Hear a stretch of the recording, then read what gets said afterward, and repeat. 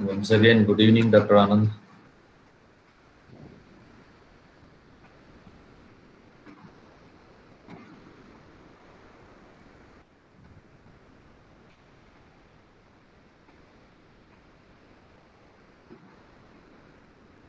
Good evening, sir. Very good evening. Very good evening, sir.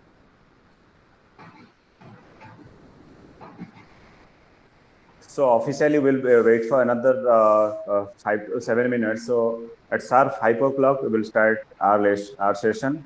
Now officially, we will with invitation and welcome to our respected panelists with the permission of HOD sir and other dignitaries present over here.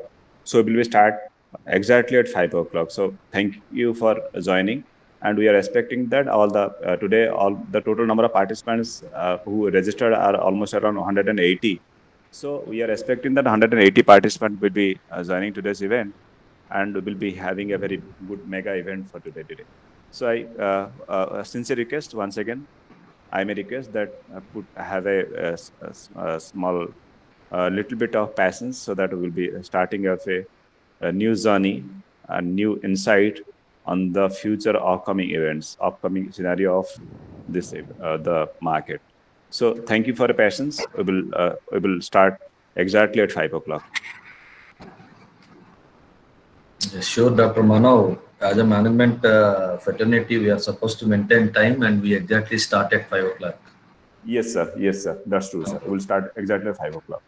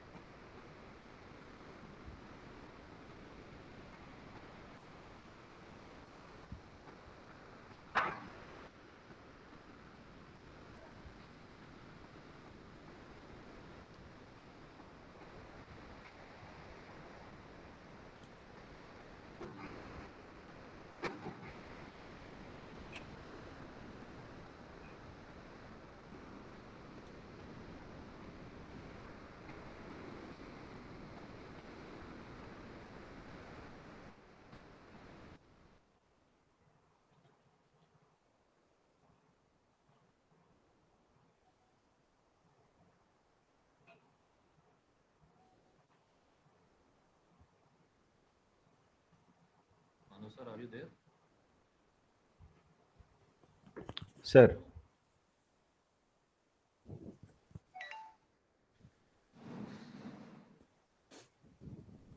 Manu sir.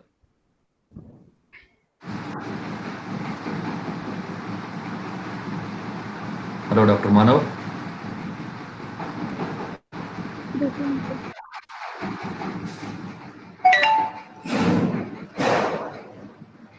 Hello.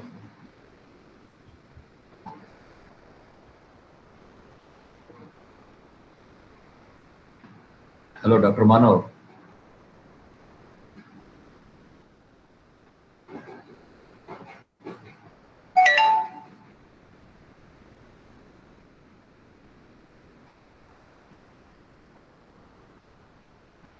Hello. Am I audible? Yes. Okay, okay.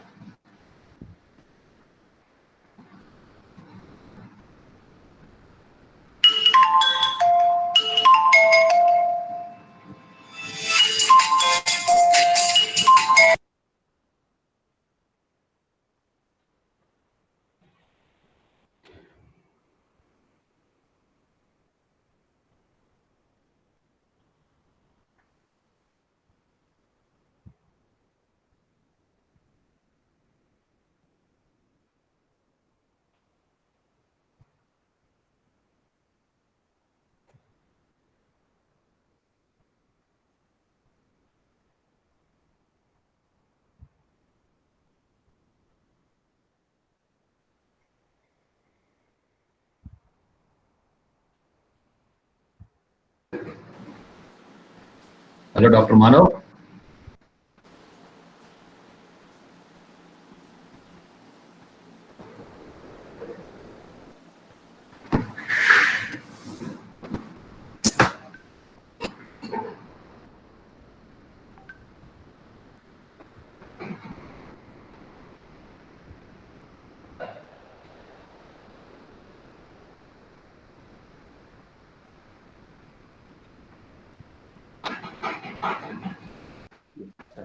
That the other panel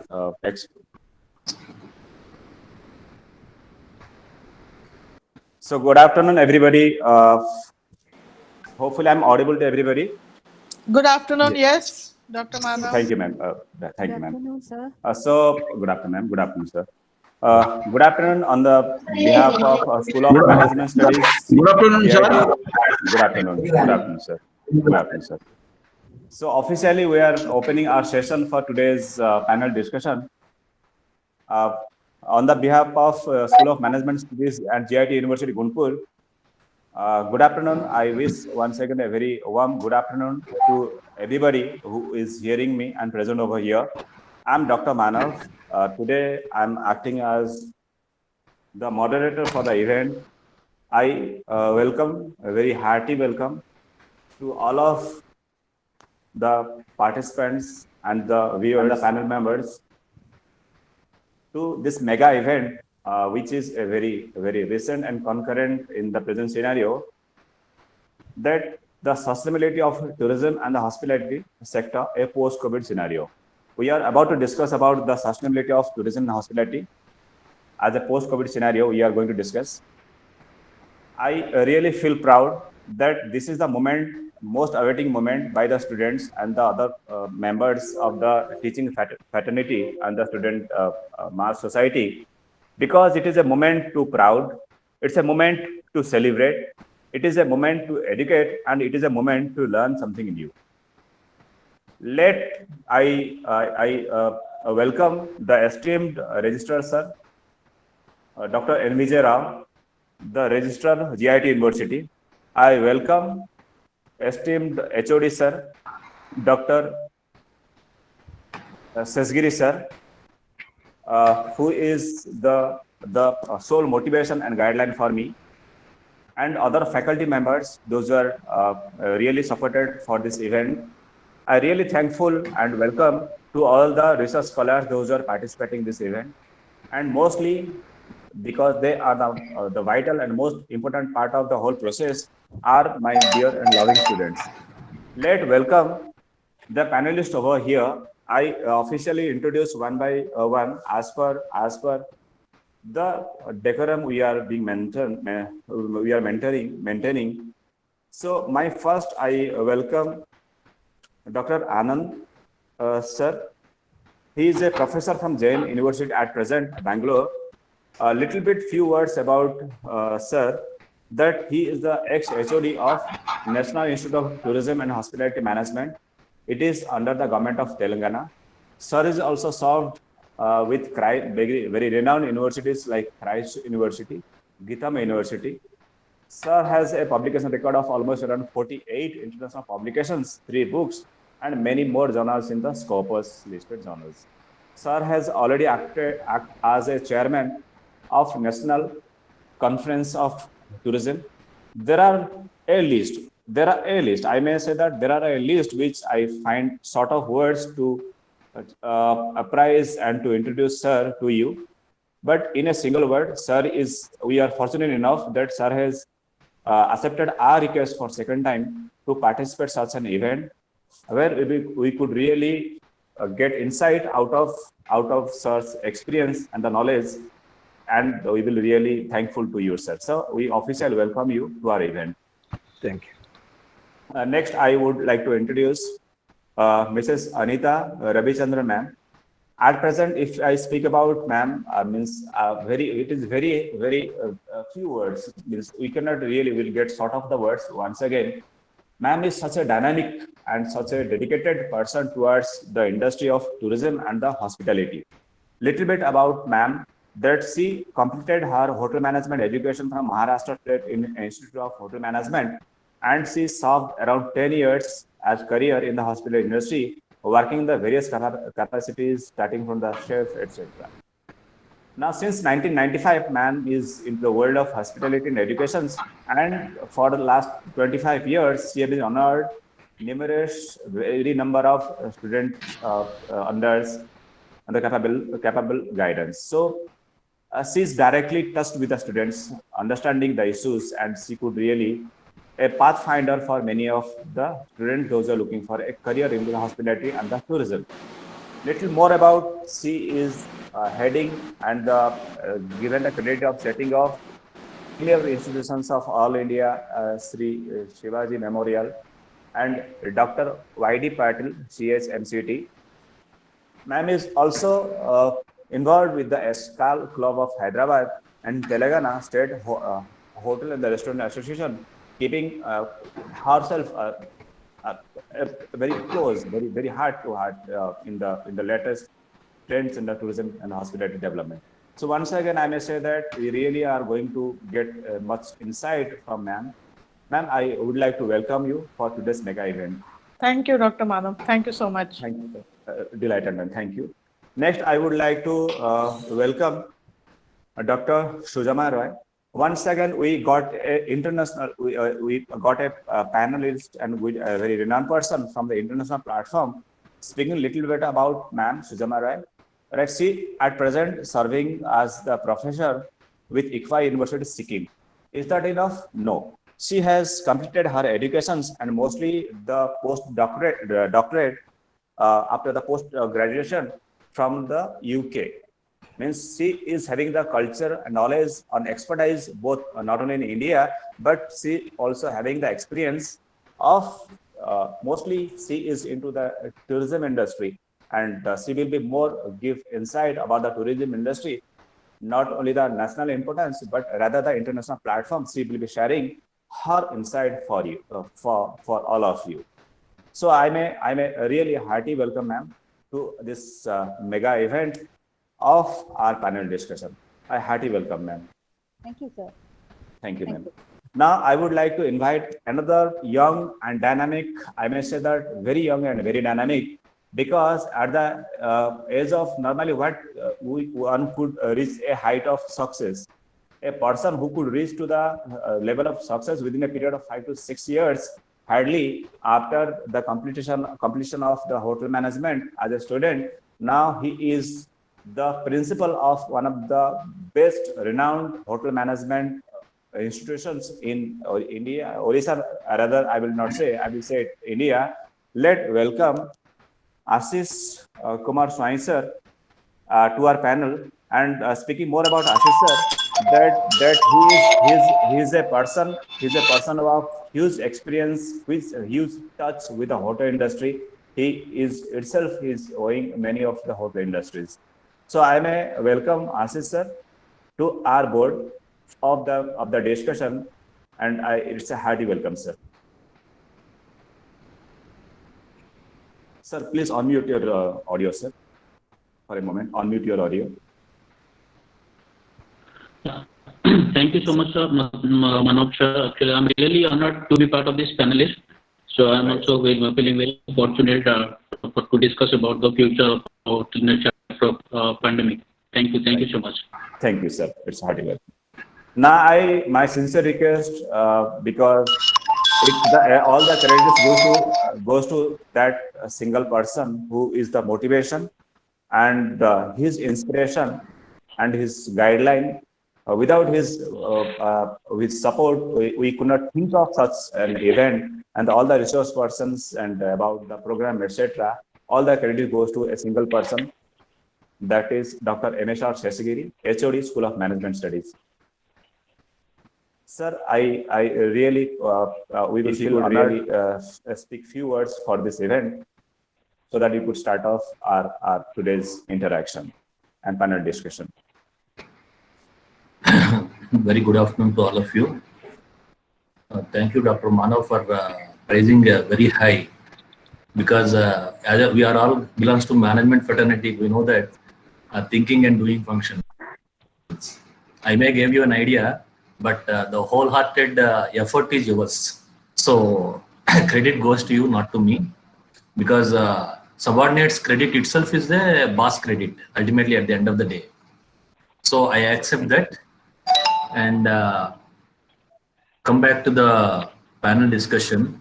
I know we have a very distinguished guest on the panel, and tourism and hospitality is one of the major foreign revenue generating industry for India.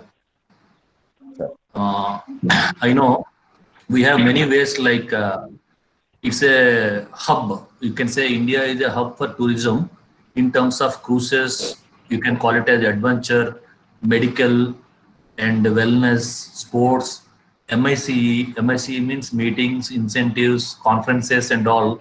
Now that is becoming a big market, and also ecotourism, film industry, and rural and religious tourism. You can go on saying n number of means and ways India can earn foreign revenue by way of tourism and hospitality.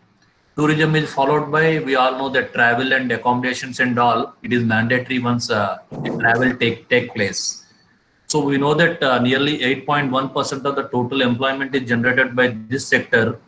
And also we know by end of 2028, the number of visitors are going to be multiplied. Nearly 30.5 lakhs of crores of people are going to visit India, as per the Economic Forum 2019. It is an estimation.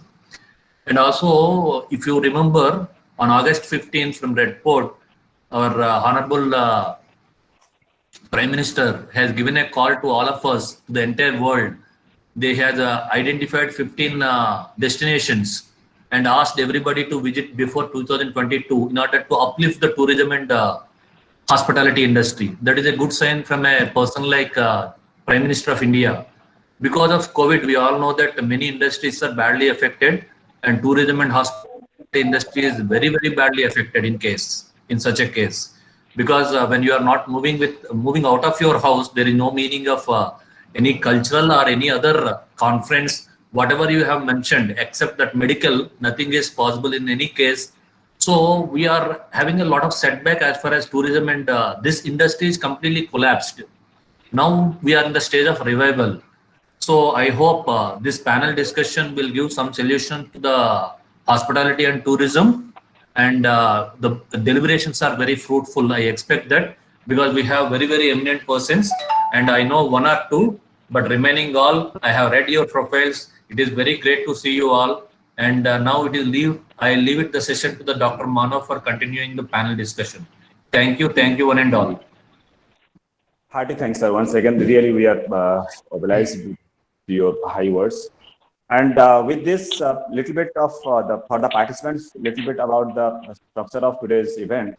That we all the panelists, because they are very much high into their industries and their expertise and experience. So we will first we will hear something from each and every experts about what their insights about today's scenario in relation to the sustainability of hospitality and the tourism. And speaking about, I will start the session with Dr. Anand, sir, because he really a person with a multi-dimension. He's a person with a high level of expertise. So I would like to hear something from Dr. Anand, sir, so that we could get some knowledge out of your own experience and expertise, and we could carry on that part as a part of our discussion. So I invite Dr. Anand, sir. Yeah, greetings to all. So let me thank the MSR, Dr. MSR, HOD, head of the department, and all the team members, especially Dr. Manav Sahu, and all the faculty members of GITE University, which is an emerging university and having very good reputation and good image in Orissa and Andhra Pradesh. So within a matter of 2 weeks, so I am joining this second webinar. I'm so thankful to all the management and especially the HOD, Dr. MSR. And also my special greetings to all my co-panelists, Dr. Anita Chandran, and also Dr. Sujima ma'am, and Dr. Ashish Kumar.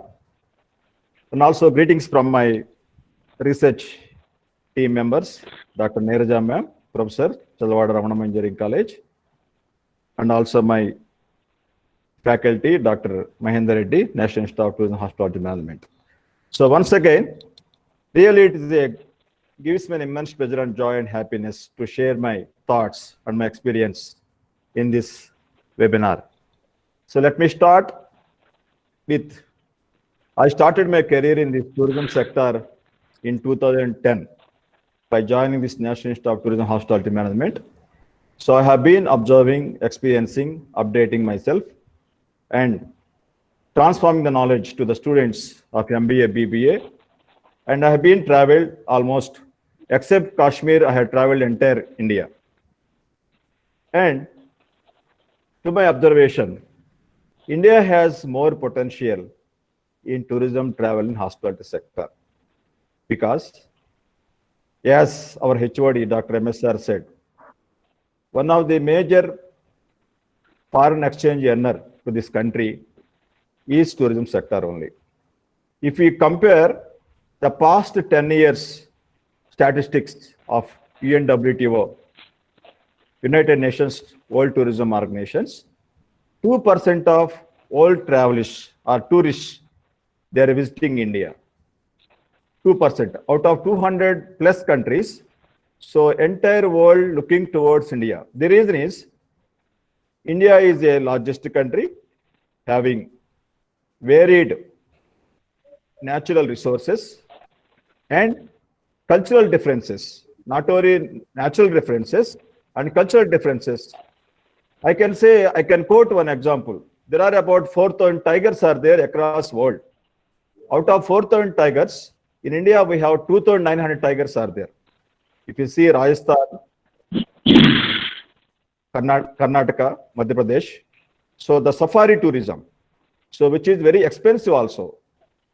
So the present generation, we may be BBA tourism or MBA tourism or entrepreneurs or hospitality, BSc hospitality, these youth can capitalize or explore various opportunities in tourism sector. And as HOD sir said, this is the largest service sector in the world, not only in India. Tourism sector, travel sector, hospitality sector is the largest sector in the world. So once a tourist are traveling, there are many opportunities for employment, or it may be for business purpose, or it may be for research purpose. As I just started my lecture just now, 10 years before, there were only two colleges, two universities offered MBA tourism. One is Pondicherry University. Second one is Indira Gandhi National Tribal University, Amarkantak.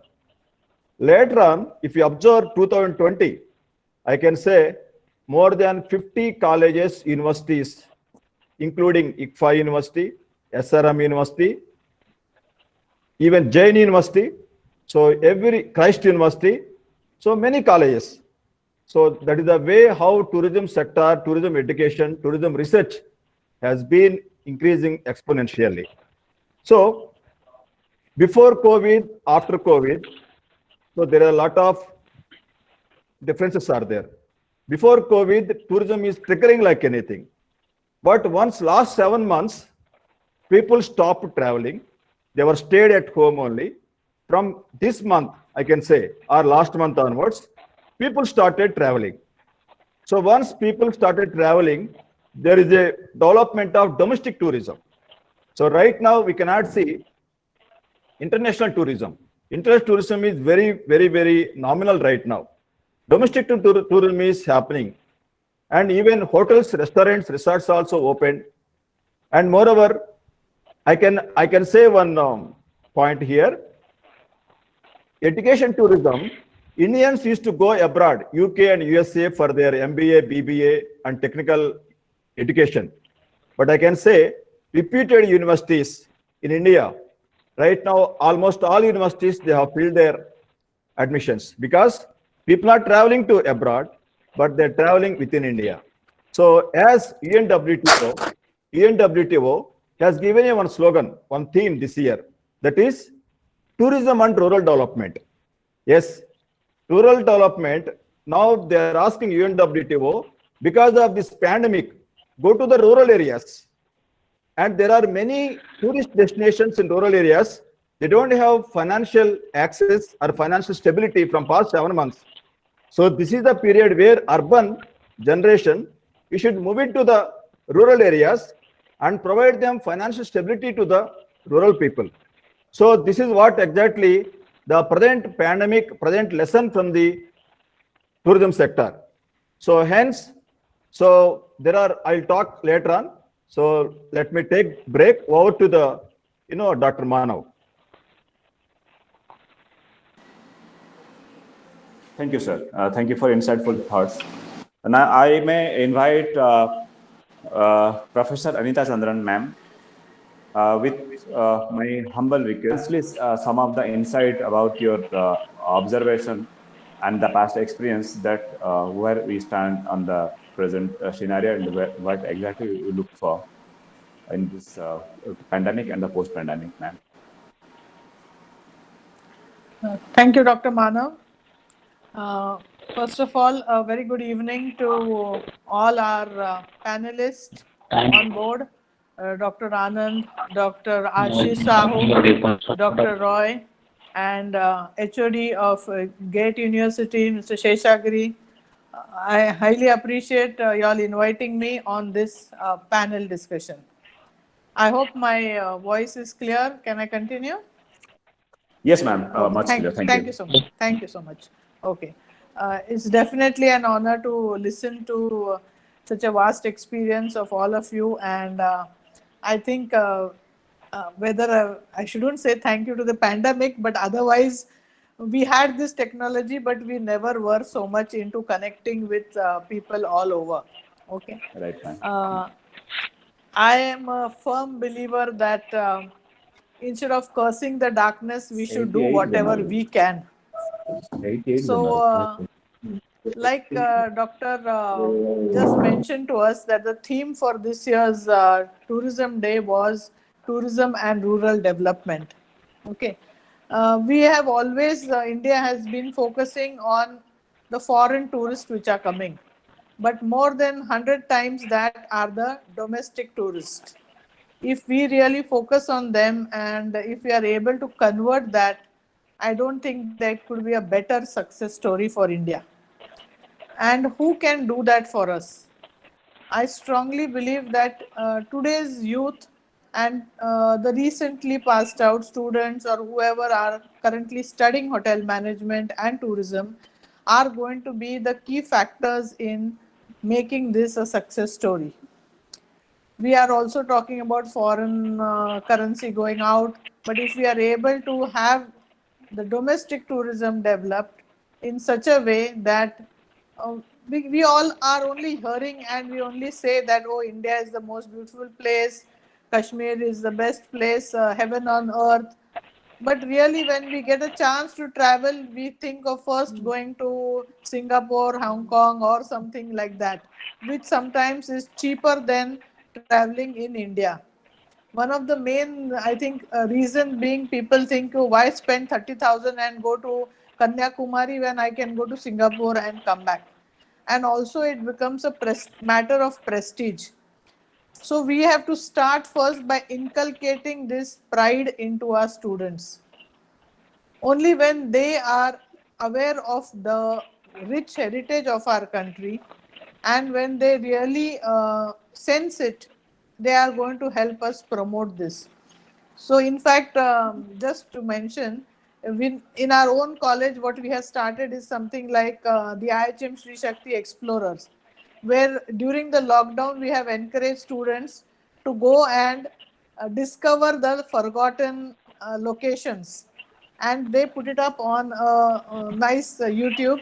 And we really hope that something like this can continue for a long term process, and we'll be able to inculcate this sense of pride in our students.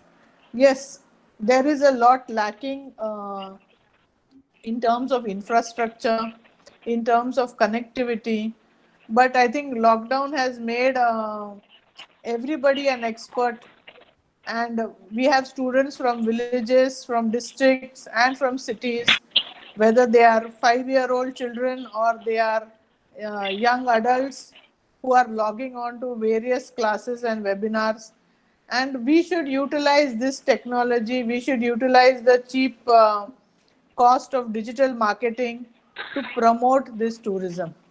If a little bit of red tapeism, what they everybody fears from the government is kind of made a little easy for the new entrepreneurs, I think no better time than now to encourage the local people to take pride in what is surrounding them, and also to stay connected with the city and to help or give them a little guidance on how they can market their products, in the sense whether it is a temple, whether it's a sightseeing location.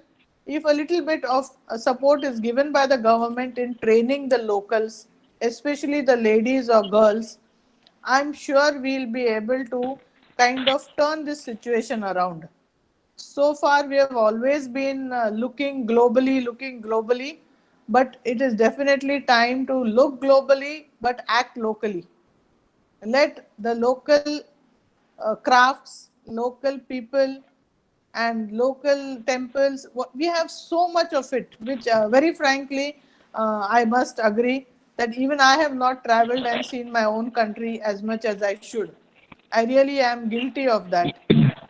And I have definitely planned that even if I get a chance to travel abroad, I'll make sure that I do equal amount of travel in the country. And I would encourage everybody.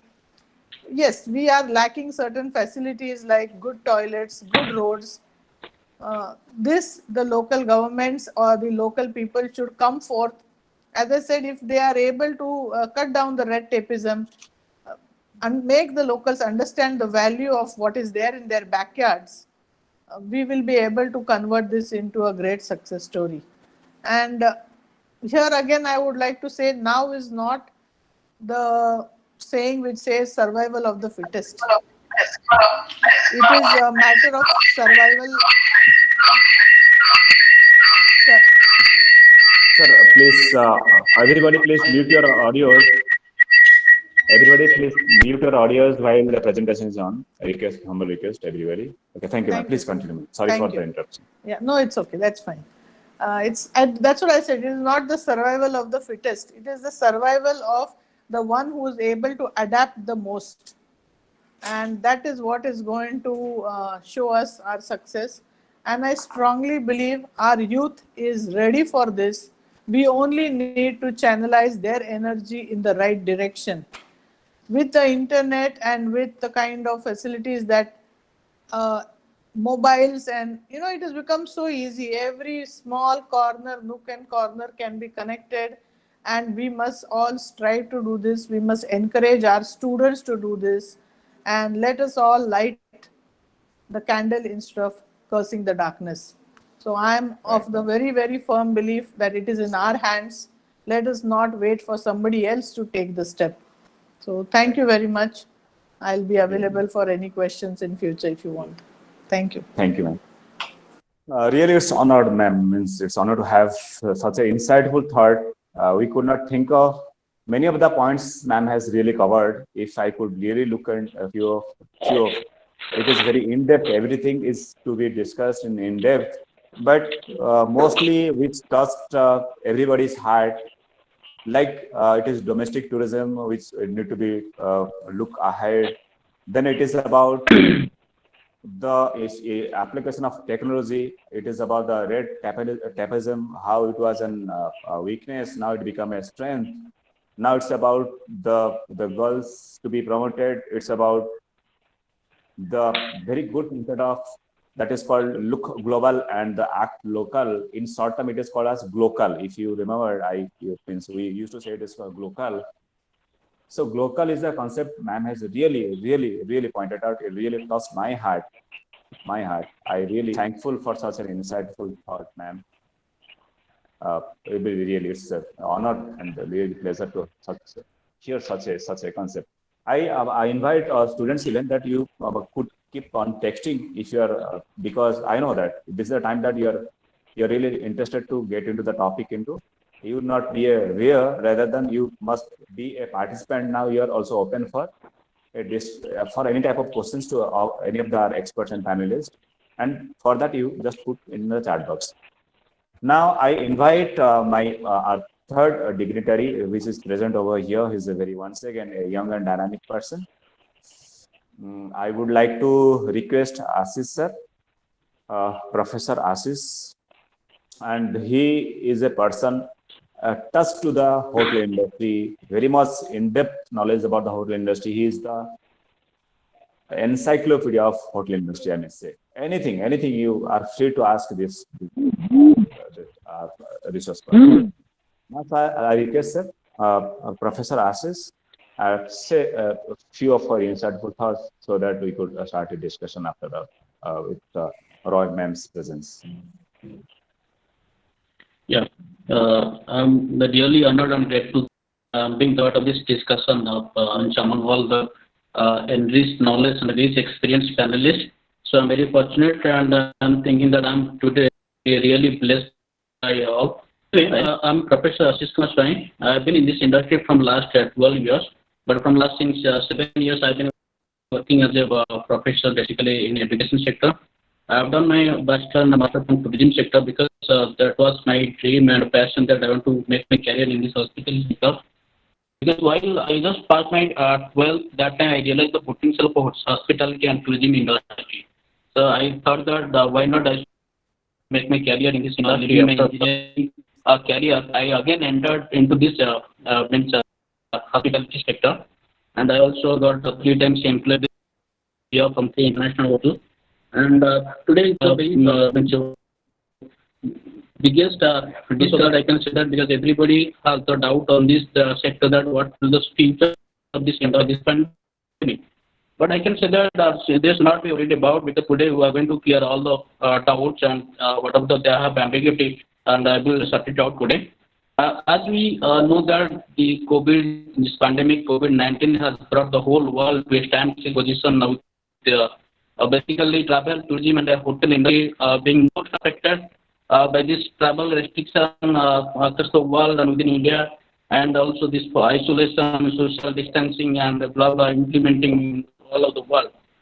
And so that the hotel industry there nowadays open from last 2 months, from 8 months, so that completely it has slowed down. But still, they are also getting revenue comparative to the maintenance and other overall cost. they are witnessing zero vegetation, no vegetation at all compared to before pandemic. But there's no doubt in saying that the crisis, as soon as the crisis will end, the hotel industry again they will revive and they will bounce back to the altered landscape with more love and inclination. But still, the hotel industry they learned a lot of things from this COVID-19 also. It is going to turn out, I can say that, the epochal event for this hospitality and tourism sector. Because this taught us basically to hotel industry the significance of a business agility and the compassion and collaborative and also the preparedness for hazard. So after this pandemic, they should also make certain strategy how to overcome the havoc caused by this COVID-19. I will also I will go to depth after, or if you allow me to tell right now, I can take a long time. Should I continue? After this, I will continue. Sir, we will go for a discussion after that. Please share your Okay. insightful better. Okay, sir. Thank you. Actually, I will welcome all the students to enter into this industry because the vast industry, sir, has already told Dr. Anand and Ma'am Anita Ma'am, because there's a good hope and it is highest revenue in the industry. You can say multi-billion-dollar industry. It contributes around 10% GDP every year. It will cost, I can say that, $275 billion in Indian currency to the economy of the country. And so that it creates also a large employability opportunity to all students. And after completing this course of hotel management or hospitality tourism, the students have the wide opportunity to get outside. They will not be stuck to only into the hotel industry. There are a lot of ancillary and tertiary industries are there. I'm proud to announce that our students passing out from this college in this year during this pathetic, I can say that the pandemic time, all students got 100% placement. They got placement in the Reliance Retail and Tech Mahindra and also in many international and national hotels. So I can say that there are ample opportunities still because with the advance of the development of tourism sector after COVID-19, the jobs will be again multiplied. So the career of professional hotel management students, they have ample opportunities. So it's like a lifestyle. They can enjoy their lifestyle. This tourism industry, they can get into the lot of sectors. There are ancillary and tertiary sectors are waiting for them also, like railway, cruise lines. You can say that travel industry and the hotel, standalone property, bar. A lot of sectors are open for them. There are multiple doors. They have to choose in which door they will fit after completing these courses.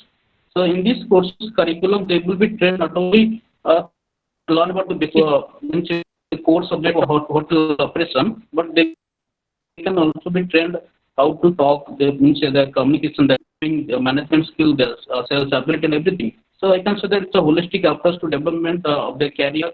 So it will be meaningful after completion of this course. So hotel industry and the tourism industry, one of the vital industry, I can say that it is a sunrising industry not only in India but in the world.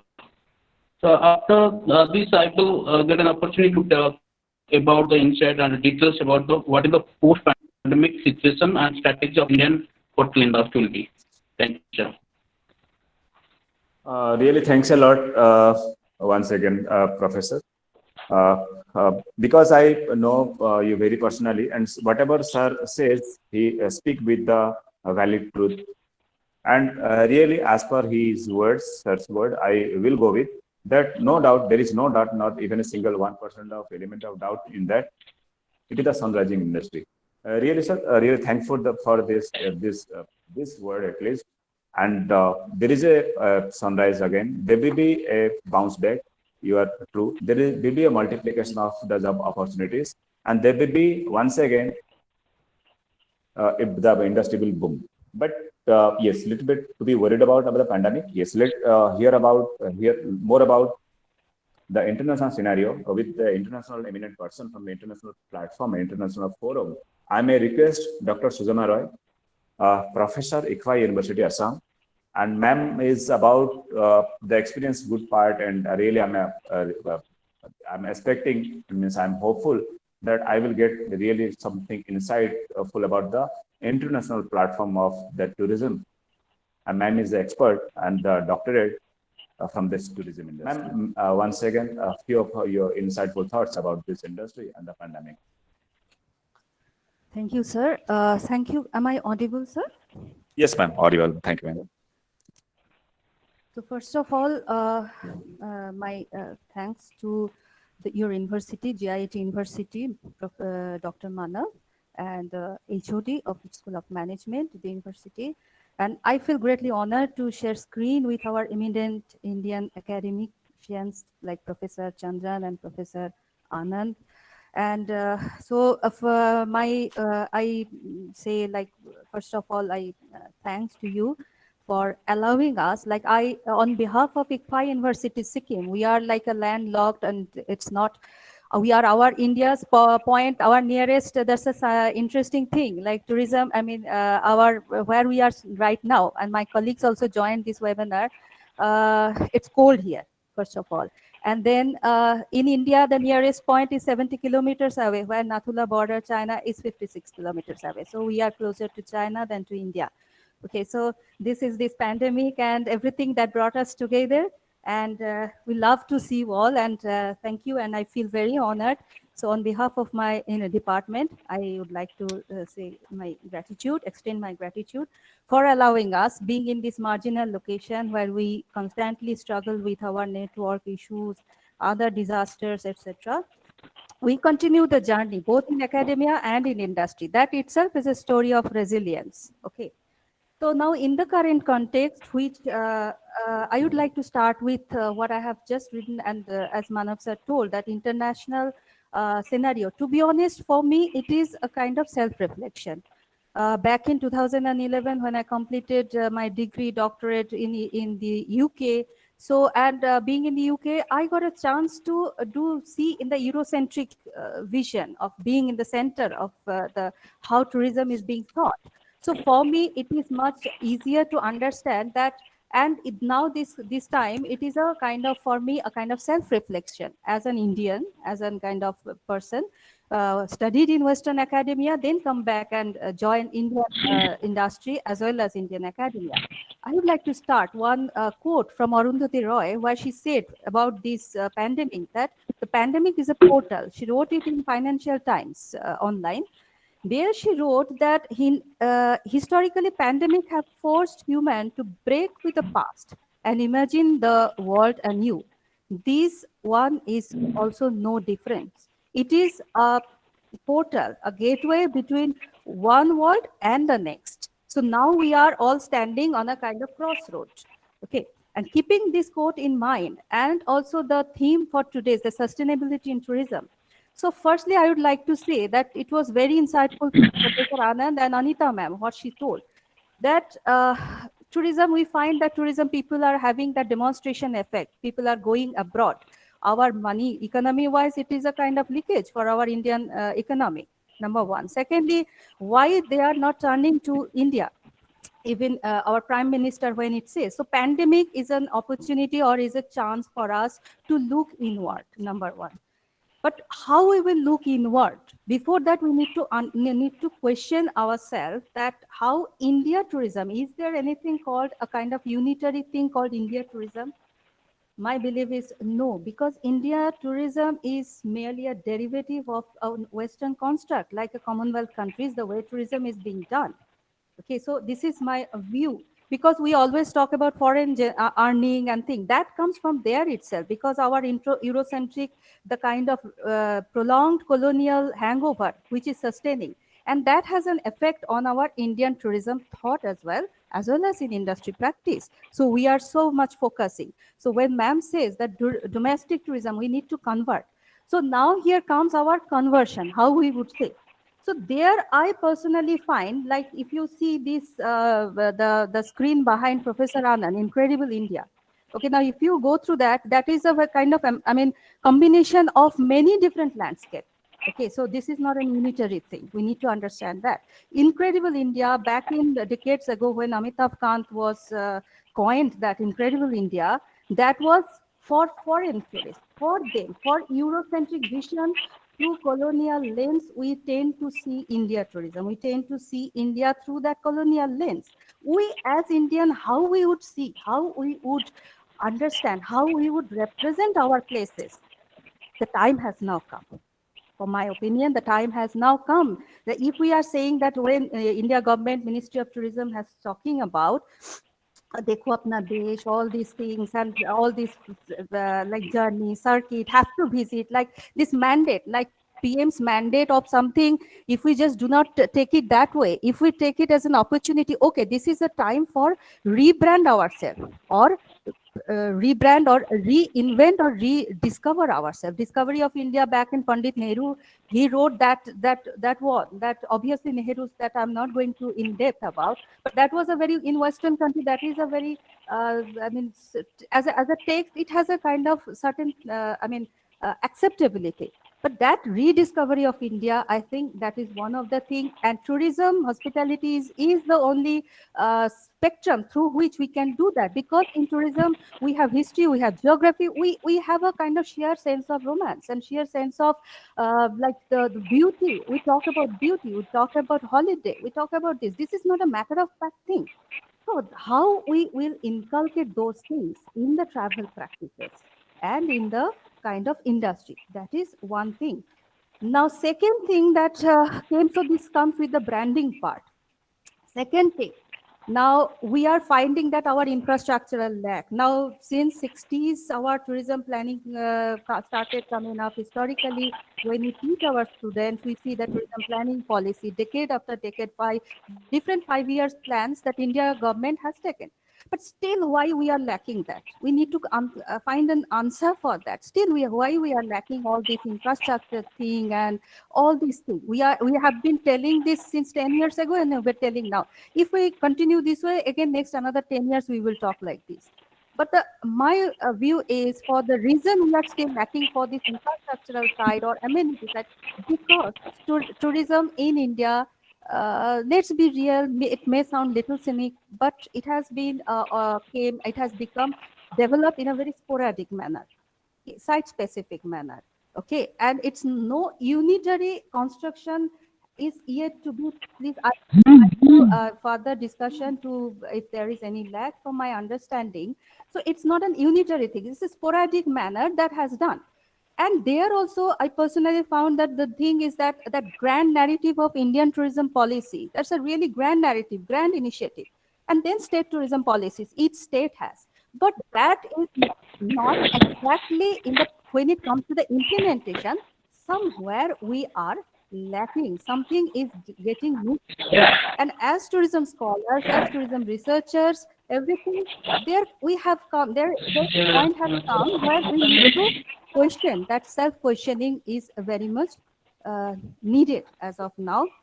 And another thing which I feel there in how tourism should be thought, whether it would be, there is a kind of now in, as Manav sir asked me that to give the international, some scenario. Now, recently I was going to the Journal of Sustainable Tourism. There one article is saying that there was a TriNet tourism research. There, Professor Butcher's the article, War in Tourism, that divided the Western academia into two. One is pro-industry, one is pro-limit.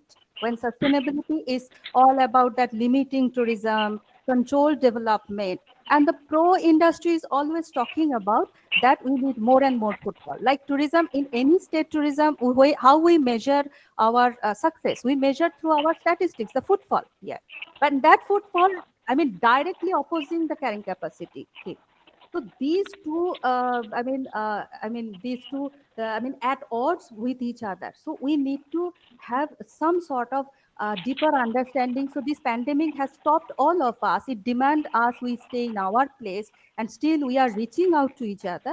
This thing, I believe that it has come to point to question this. And what ma'am says about this for women thing, like whatever policy you see, like I think Professor Chandran ma'am can say it better than me, that any issues like gender issues, basically in industry, in tourism and travel, how many, I personally worked in rural tourism development as a field work, and I have seen that how things we are perceived. Now, when we are teaching our students, they're both boys and girls, how we will teach them so that we can make a boy ready for outdoor job, how to do that for a girl. what would be the components for a tourism field? Okay, it is not a very, so the gender aspect of this, the discourse of gender has always been very marginalized, very disruptive. Okay, it has never been included into the mainstream. So Indian academia, now India has an advantage, like is as Professor Anand was telling, 10 years back only two, now it's emerging. So Indian academia in tourism, in case of tourism hospitality, also emerging. So when we are emerging, we are not that stagnant. We have ample opportunity to crack all these fault lines, to find out all these fractures and redo it. And this is what at present, I have found some of the issues which I have shared. And I would like to hear from Sir Anand sir and Anita ma'am and Ashish sir as well. So whatever they think about it. Thank you, sir. Yes, thank you, ma'am.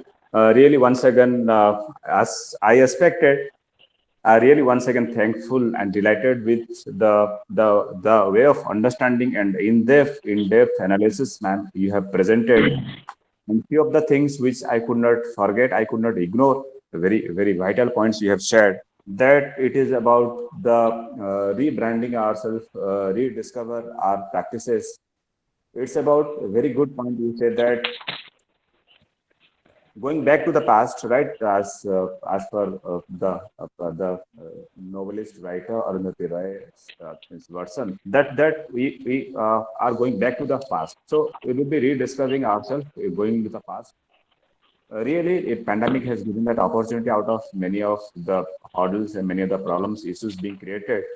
Still, there is an opportunity, there is a light which really give us that scope that we could really look into the different dimensions. And one more thing, that it is about that Eurocentric vision of the tourism industry and tourism.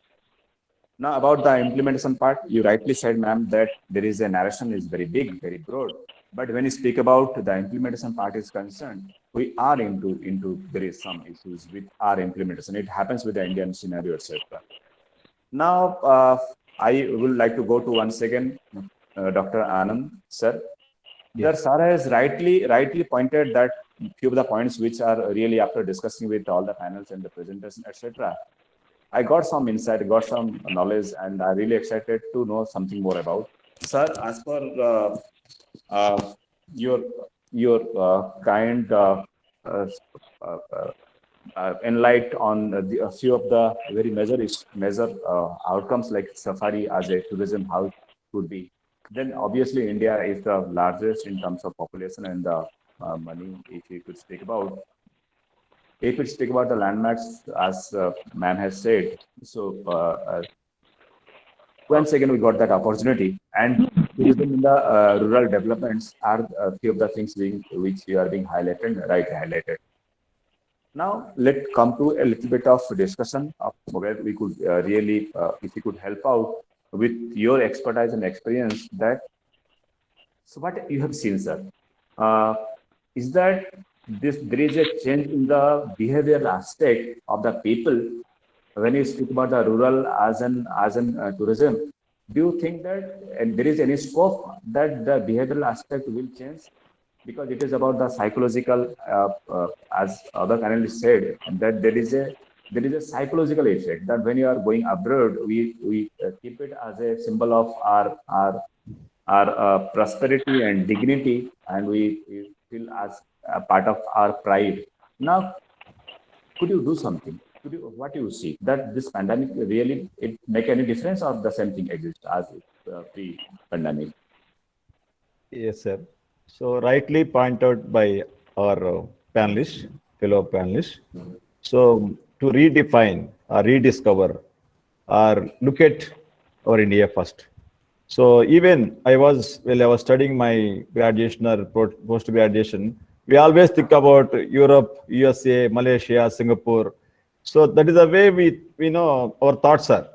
So really in this pandemic period, as according to the UNWTO theme, so rediscover India.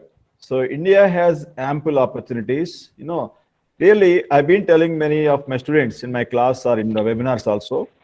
So today the technology is in our hands, especially youth segment, the graduates or postgraduates, all they have mobile phone, they have video, cameras. So they are good at, exploring this technology to market, to promote our tourism and hospitality sector. So we are good at food. India foods are very diversified, very, we like Indian food. You take maybe Hyderabad biryani, or you take any rural foods, Kolkata sweets, but we never, feel that it is most valuable, So now, as ma'am said, Adita ma'am said, and other panel members, Smarai, it's perfect that we need to redefine. Our youth should explore our tourism destinations, and they should put it in their social networks, and it may be any other writing articles or many other things. Definitely, our people, our Indians should get into the rural areas and see the beauty of India. So that definitely our rural communities, our rural infrastructure development, entire the power, or it may be roads and buildings or hospitality sector, which will definitely benefit. So instead of seeing abroad, international tourism or outbound tourism, let us look at Indian. Definitely there was a sea change. Latest trend is workation tourism. Workation tourism means, so as Bangalore, Chennai, all these metropolitan cities, most of the IT people, especially IT employees, they all went to districts, about more than 40 lakhs for every city.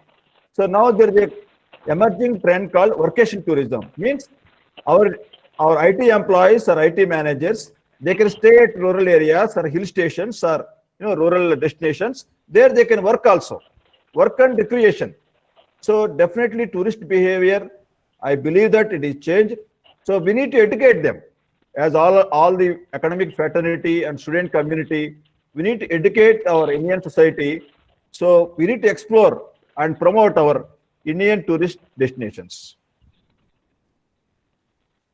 Thank you, sir. Yes, we really feel that we must do. But now there is an element of doubt comes in. I would like to take the few insights from the Anita ma'am on this behalf, that how much we are ready. Do you think that there will be any change in the psychology of the people, or the people as whole, or we speak about the young community? Do you feel, sir, really that there will be any change in the psychology? They will really look into this type of opportunities. My question is to both, sir. Once again, Anand sir and Anita ma'am. Definitely. Yeah. May I speak first? Yes, ma'am, please. Yeah. Yes. What I would like to think or believe that the time is perfect now. Okay. We are now seeing so many housewives have converted their cooking skills into home delivery. Okay. Many online services they are utilizing, and 6 months back they were just basic housewives, and now they are earning more than decent income without any much investment. Similarly, a lot of students who are coming from the rural background, who are farmers' children, who are small-time skill artists children. What happens over here is, after completion of the course, they look for a job which will give them 10 or 10,000 or 15,000, because we all are aware and we know that the sad salaries that are paid to the people who are starting the career in hospitality. Later on, they definitely get better salaries, but the starting is not a very good salary. If these children, right from the beginning, are encouraged to take up things like ecotourism, where simultaneously when they are studying with little knowledge and a little bit of entrepreneurial help, they can start developing little farmland that they have. By the time they complete the course, they will be ready for inviting guests for ecotourism. We have so many city-bred children who do not know where the vegetables grow, where the milk comes from. Even small weekend or overnight trips to such nearby destinations where they will have agri-tourism, ecotourism, and maybe even the food tourism, where you have your food trip. So our students are learning about the various dishes and the way of presenting it. The local dishes they are made and they are taught, or so many of our young girls and boys don't know even basics of cooking. They are ready to come to a place nearby, which is you can drive within 1 or 2 hours, learn the local dishes, come back on Monday, and they are ready for their job. So we have to kind of segregate these ideas, give it to the right students, and see that they are a little bit of hand holding is done for them, and they are able to start off their own businesses. It may be small business, but it will definitely earn them more than the 10 or 12,000 rupees that they get at the starting of their hotel career.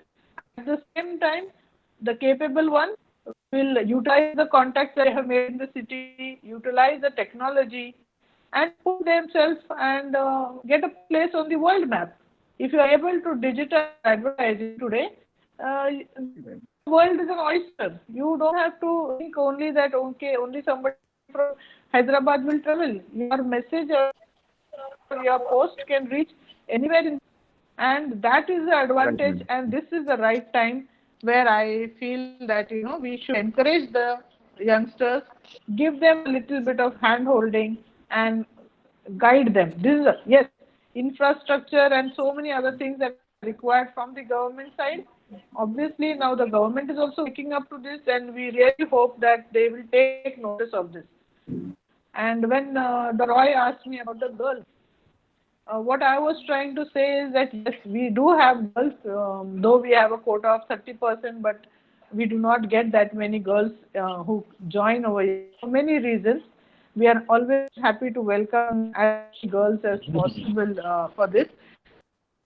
But what I am indicating is the women in the villages or the districts, if they are taught how to present the local cuisine in a presentable form, in portion size, how to do the costing for it, it will become a source of income. The minute they realize that this is their source of income, they will start treating the guest, and they know that this is their dal roti, their bread, butter, everything that is there. So they know how to do it. If we start something like homestays, teach them how to maintain a toilet, how to make a bed, and small things like this, short courses like this, which will reach the grassroots level, which will encourage and ensure that we have safe homestays, well presented food and hygienic food, so that people will not hesitate to go into the outskirts and into the villages. That is where I meant when I said encourage the ladies, because they are the ones who are at home who can become revenue earners and provide for the family. With a little support from us, I'm sure we'll be able to do that. And also what we are trying to do over here is not only provide jobs for the students who are with me. We have taken up an initiative called Jobathon, where we invite students all over India, and India students are invited, and all hotels and all retails from Hyderabad come over there. More than 52 companies come, and more than 1,000 students come. So big universities like you all can also take up. We should stop thinking about only our students and those 100 or 400 students. We have to think en masse. Any child who is in the hospitality industry should not go home without a job after his 3 years or become an entrepreneur. And I would definitely urge all of you to work towards providing ample opportunity, because one child can't go to 50 companies, but 50 companies can come to one place, and we can do this together. If everybody stops looking at it as only providing student jobs for our 100% placement. So definitely I urge all of you to take this thing forward as a CSR. Let's do it for our students in the hospitality field. Thank you so much. Thank you, ma'am. Ma'am, there is a query from the participants. He is Yes. Mr. Rajesh. Yes, sir. He is having a concern, right? It is open to all the panelists because it is a question from the crowd itself, that every state is having its own very huge culture of monuments and the tourist attractions spots, which could be converted in the future into a real destination. Now he is concerned about how this local government, normally speaking local government, it's universal. It is not universal. It is very specific that few of the local governments are contributing. Speak about the Maharashtra, etc., are contributing, but the rest of the states in the country are not promoting that way. It to be promoted like if the international tourism are to be promoted like Singapore, etc. Then how to do? What to do in this situation? Yeah. Can I take? Yes, sir. Please, sir. Yeah. Actually, the Rakesh is a research scholar and also faculty member in Acharya Nagarjuna University. So, as he rightly pointed out that, so tourism sector, academicians, scholars is a growing right now. Earlier, we don't have these many scholars, these many faculty members, okay, institutions across the country. Okay, so right now there are a lot of research is going on. So we, governments may not see it as a income generative sector. Okay, so as all the faculty members, scholars, and students of tourism hospitality sector, we need to educate the government, policymakers, and administrators by conducting various seminars, conferences, or it may be expositions. So that is the way we need to explore. He is from Guntur actually. So Guntur is the Yes, sir. place. Yes, sir. Yeah, basically it's a rural area and there are a lot of beaches are there. So definitely, Right, sir. collectively, by through NGOs or the student community or universities, it is our I tell you, recently we conducted a one, as ma'am said, Anta ma'am said, in tourism, World Tourism Day, September 27th, we conducted a video making, competition. Really, the students done very well. It's more than a director or a storyteller. So Sir. everyone should become a good storyteller in country. So then definitely we promote our tourist destinations. So we will get enough for tourists. It may be domestic or international. Rightly said, sir. So hopefully, Rakesh, you got your answer. Sir has given a very good, insightful thought about that. Obviously, we see a lot many energy in our youngster, and they are really could promote the tourism, and there is no doubt that we have to take an initiative on that. Now, a little bit about when I speak out initiative that sir has already said that there was a video making competition and the session or the activity. Now, my point is that once again to Dr. Sujama Roy ma'am, that what you see, because you said that you are in a landlocked means it is place, Sikkim. So do you find once again same type of situations, or you see a little bit of light out of this darkness? To be honest, there is light is always there. That what ma'am is saying. In fact, here in West Bengal, North Bengal areas and Sikkim areas, there are several homestay training, rural entrepreneurship training that I myself was the training coordinator, is one of the pioneer great, huh? training with West Bengal government tourism department. That was back in 2014. So there we have surveyed and things we have done. Now, in this now, as I said, that it is some certain things are quite case specific. Certain things like in Sikkim, like Professor Anand also visited Sikkim in our university at some point. So there is some sort of accessibility. Now, my point is in order to mitigate all this matter, first we need to sort or need to streamline the basic thing. Like, for example, Sikkim is the only road connection, National Highway 31, which is from Bengal to Sikkim, and this very road goes up to Nathula. Now, this is the only way. Now, what Sikkim is there, we find the only check post is here. Now, as a result, when we are talking about carrying capacity, it was ideally supposed to be many road connection to enter Sikkim, different ways. I think there are still it is making that a railway connection is coming up and things. And obviously, there are different challenges. Different areas have different challenges. I can talk about Sikkim. It's a disaster-prone region. Any minute there is landslide, okay, and there is a roadblock. So when we do tourism in the northeastern region, there are many post-insurgency areas. There are many other issues there. So these deterrent of tourism also we need to take into account, as you asked me. Right. Talking about light, as I said, that I personally felt that our study, the way we see tourism as a subject of study, is it only the industry, or it will be a bigger system? We will connect tourism with the wider context. That also we need to understand. Like, let's be real. If we just teach them itinerary and costing, that our school higher secondary pass chap can do that. and sadly that is the reason that many of the travel agencies, they are not tourism educated. Now Right, that ma'am. academia, when the way it has been developed so sporadically, that this is one of the reason, because since beginning they found it easy. They found anybody has a trade license. If I am a driver, I have a trade license, I can do that. Okay, if I do something wrong, no one can get hold of me. So this is the loopholes. Now the time has come to identify these loopholes. And I like if I'm talking about Sikkim government, like when we're talking about technological disruption, now see, we are one side, we are talking about all these very ambitious aspects of like artificial intelligence, etc., no contact, like kind of thing. But then here, basically, there is hardly any network broadband service providers. So how we can expect? Now, interestingly, hope you have said that our current research, that certain which we have done with that, there we have found that village boys and girls, they are saying that no, we at least, even if we are not highly educated, at least technology like computer literacy is a must. So that kind of consciousness is coming. So it's not a one generation job.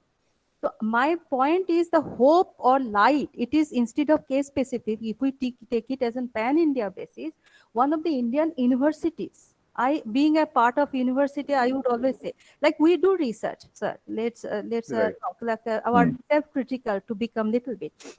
All JRF, NET. But in specific to Assam, if you'll speak about, if you'll I not am speak about from- the global scenario. I am talking about Sikkim. Sikkim only, right? Belong to Fine. Sikkim scenario. But my question is that how far tourism academia is there in the service of tourism industry? So that Right. because we have so many JRF net scholars coming up, doing study, they are making their thesis. But how many times our thesis, like I personally, my thesis also, where I have been able to translate that? It is only my Right. research skill, maybe in the field that I've tried to. But there is no ready road for that. Right, So right, there we right. need to, as Anand sir is saying, that we need to aware the governments more and more. So this is a kind of conviction that the time has come to take up from the academic Right. perspective. Instead of having some sort of academia, but we need to be little bit of like assertive, not assertive with certain convictions and things like that. Right, So- right. Really great. So I could correlate a little bit, ma'am, on this in this context, and I do remember one thing which Anand sir said, that about the safari tourism. Sir, I would like to hear something about that. Sikkim is the issue, and broad connectivity is the issue, and safari as a tourism. How could you correlate technology, safari tourism, and Sikkim, sir? Yeah, okay. So Sikkim is a wonderful area which I like, because once I visit that Sikkim, there are 4,000 hotels are there in Sikkim. 4,000. Great, sir. So Great, which is sir. more than my imagination. So the tourism in Sikkim is totally different. So the flower tourism, forest or ecotourism. So there are various kinds of tourism in Sikkim. So according to the safari tourism, right now after post-pandemic, I can connect this caravan tourism and also safari tourism. There are Great, sir. no, yeah. So our youth especially, maybe MBA or BBA or BSc, so they can generate some packages and promote our, because my observation, most of the foreigners, Sir. foreigners, they try to visit, they like wildlife tourism and heritage tourism. So heritage tourism. So if you take Hyderabad, it may be Taj Mahal, or it may be, Charminar in Hyderabad. So our youth can divert, or even present our current Indian youth also. They're also good at in wildlife tourism. So there are government also taking care of wildlife tourism and wildlife conservation. So they're doing well. So we need to divert, our youth or foreign tourists to this wildlife tourism, especially in Rajasthan and Madhya Pradesh and even in Karnataka. Okay, so these varieties of tourism we need to explore and exploit for the development of our Indian tourism sector. Yes, sir. Thank you, sir. So I could really connect it with when we rightly said that around 4,000 hotel is almost around in Sikkim or Assam or Northeast we speak about. Now, I could I want to know something about this future and sustainability. When it's because sustainability, many of the things are included. But related to financial sustainability, I may ask to Professor Ashish that what do you see about that hotel invested a lot. Now they are the persons with the huge amount of money they invested. Then what do you see in the post-pandemic situation? Not about the employability, I speak on the perspective of the investor. Being an investor, how somebody will survive, or everything is okay. Professor Ashish. Yes, actually, it is clearly visible that they are facing a lot of losses during this pandemic. But I cannot say that it will be collapsed, because there are many service providers like hotel industry. They are planning to revive and bounce back hotel industry within a week of lifting up the restriction, traveling restriction by the state government. So I don't think that the industry will be means closed down, because it is one of the multi-billion-dollar industry. So this is a real time the government and both government and the hotel industry should think how to overcome this crisis. And basically, it will follow that many foreign countries like European countries, they are eagerly providing ample euros. I mean, to the basically the service sector like hotel industry and also standalone property like a restaurant to recover their losses. So even also that FAITH, the organization, Federation for Association of Indian Tourism and Hospital, they have already made an appeal to PM, Honorable Prime Minister, to give some financial assistance also. And like I can say there's some example like they are asking for the 12 months moratorium on EMI taxes and excess, and it has already given 3 months already by the government.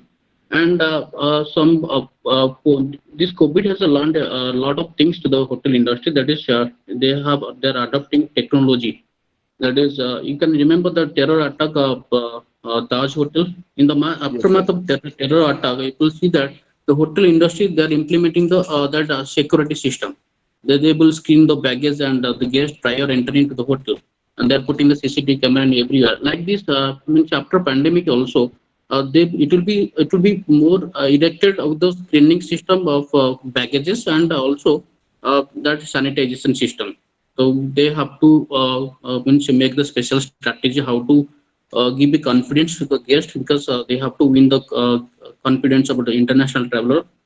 I cannot say that it is more quickly that international travel will be possible, but for within immediate future in the domestic travel, it will be possible for the in India. And India has a lot of potential to attract foreign direct investment also. And the hotel industry, they are waiting when the lockdown will be finished and they will immediately open their hotel. And they are steadily also softly reopen their hotels from last 2 months. They are opening like a 1 floor or 2 floor and getting a little business also.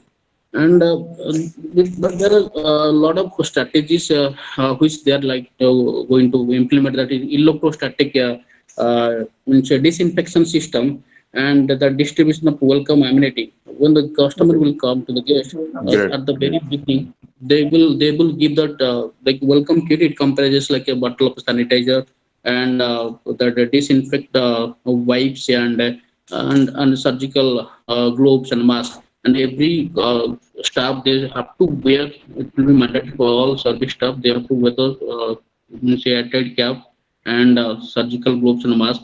And they will the emphasis will not be laid on the buffet menu. If they will introduce buffet, there will be some certain portion, like single portion dishes, and more live counter will be there, so that the dining area in the restaurant will be more spaced out, and the air quality improvement they have to also look out for that also system. And extensive employee training and health screening system should be followed. Even also, I have already personally I have written a letter to Vice Chancellor of the University to introduce a course related to this hazard preparedness. The student has to be knowledgeable about how to prepare for the forthcoming any hazard. They have to be well prepared, well trained about the for the safety and concern about the guest health. So financially, there are certain aspects are there. I can say that there are three major aspects which the government and also the hotel industry, tourism industry should look out. That is, one is operation, second one is health and safety issue, and that third one is the financial crisis. So they have to overcome the financial crisis, that is the liquidity on working capital. So for this regard, the government should also help them in this regard. And so I don't think that the hotel industry will last for a long time. So it will again revive and bounce back within a stipulated time. I cannot say that the exact time span of the heat, but still the hospitality industry, because before that also Indian hospitality industry has gone through many crises and also recovered. So the truth is that the pandemic is like a temporary and shall pass, and the industry is bracing up, like bracing itself for the new changes, and that will be seen once the lockdown is completely lifted. So this is all about the planning and the strategy, and a lot of many more things also. It will be come to the limelight when the days to come. So this is all about the hotel industry. They are eagerly waiting when the that restriction will be lifting up, and they will again come back to their own place. Okay, sir. Really, sir. Thanks a lot. And one more Little thing bit I of want to knowledge. add that Yes. yeah, I was just hearing the words of Dr. Anand.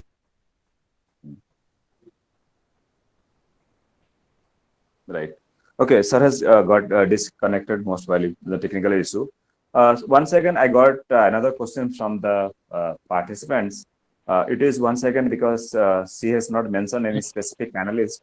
So I may request that the question is that how come this tourism industry will help attract the foreign students towards the India in this pandemic situation? And she's Snehalata Dash, and she's worried about that how to attract these foreign students because everything is locked in. So how to attract those foreign students? If there is any way out or a technology can help. So as per your comfort, sir, it is welcome to all the panelists. Yeah, please, ma'am, continue. Yeah. Thank you. Sir, I'd like to start with that. Interestingly, in Sikkim, most of our students are from Bhutan and from Nepal. Oh, Okay, great. the majority of students, and we are, and interestingly, we share because of, as I said, that our culture and landscape. It's not a kind of here India finish and there Bhutan start, but the landscape and culture, that is a floating thing. Okay, it's a transitional thing. So therefore, there are many students who come because of the similarity they find with Sikkim, the Bhutan student, the religion, the Buddhist community, and they are also from rural Bhutan, which is pretty similar to that of the rural Sikkim. So I'm talking about if foreign tourists, as far as foreign tourists concerned. So we in Sikkim, we do practice. We have that majority of our students. And the pandemic situation, yes, we are having these online classes, we are pulling it. So in a way, it is for us in a specific manner for ICFAI. We can tell you that it is giving us a kind of sense of solidarity also. Like they are also sharing with us, and you are sharing. They're very like in a remote village areas, but how they are pulling it through, how we are pulling it through, and still we are connected. So here that our academic learning thing has like become transboundary, and it just transcend the spirit also. So in case of ICFAI Sikkim, and there are many locations like that, and I believe this is one of the things that for foreign tourists for this, and better I think ma'am and Anand sir and Ashish sir, they can tell about the mainland of India. Yeah, 1 minute, sir. So in this COVID period or post-COVID period, attracting students from abroad is literally difficult. It's true. So no one will physically come here and studying, and our students are also not going to abroad. That is truth only. But another way, we can attract the students. We can have, as ma'am said, Sujma ma'am said, this semester, next semester, we can have online classes. We can take the class, we can take admissions, but after second year onwards, we can have physical classes. Okay, so like this, especially, Right, yeah, National Institute of Tourism, or it may be Jain University, or it may be ICFAI University. We are attracting students mostly from Nepal or from African countries only. They're only coming to Hyderabad. So by using this digital marketing, we can have online admissions this semester, next semester, and later on we can have live classes. That's what my suggestion, sir. Right, sir. So hopefully, once again, I may say that the technology will be the assistance for us, and all the panelists with their consent, we could come to a conclusion that we have to adapt a different culture, where the culture is a digital platform will be a addition to our culture, and we have to live with this addition, with this digitalization. And this is from my end. And if I welcome other participants, if you have any questions, because the program is scheduled for 1 hour, and unfortunately I have taken much time from the very eminent persons, dignitaries. So I have no right to take their I personal think it time was a out of my pleasure. requested It time. was a Thankful pleasure because listening they to are all with the panelists. Same here, ma'am. Yeah. Yeah. And we Thank should you, not ma'am. live with the technology. We should utilize it to our best. I'm sure our Right, Indian ma'am. youth and I believe in the Indian spirit, and I'm sure we'll be able to overcome this and convert it into a positive for everybody. So I Right. really wish everybody a very safe year to go by, and let us hope that we recover from this situation with the silver lining and with much to gain from. I think Right. the setback should be converted into something positive for everybody. Thank you so Right, much. It was ma'am. a pleasure Right, being ma'am. on the panel. Once again, Yeah. thank you Yes, so ma'am. much. Pleasure Yeah. is our, ma'am. Yeah. So, without before validating, I request once again our HOD sir to have a few words with our panelists, because on his request, this our panelist has accepted our invitation. So I request Dr. Sesgiri once again, sir, if you could really hear us, have few words for our panelists. I request Dr. MSR Sesgiri, sir. I request Dr. MSR Sesgiri, sir, to have few words for our panelists. I Sir, I think he. request Dr. MSR Sesgiri, sir, to have few No, words sorry, for our sir. panelists.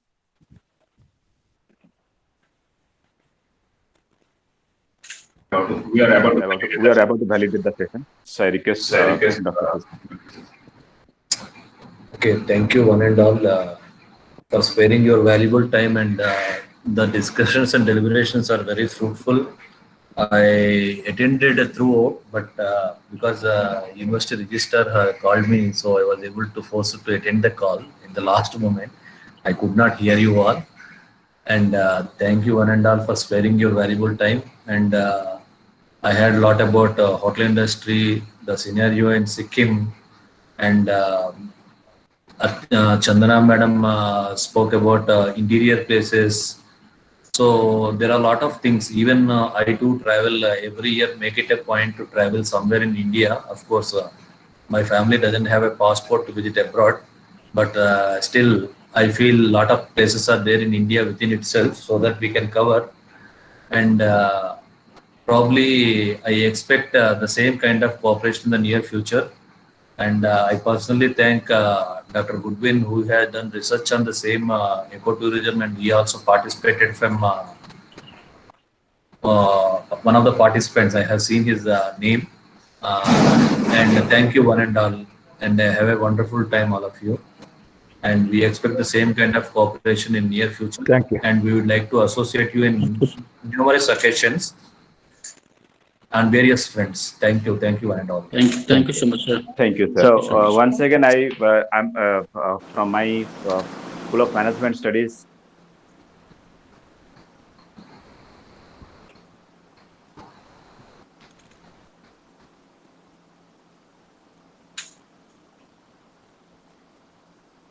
Sir, I think you have muted your voice. Dr. Manav.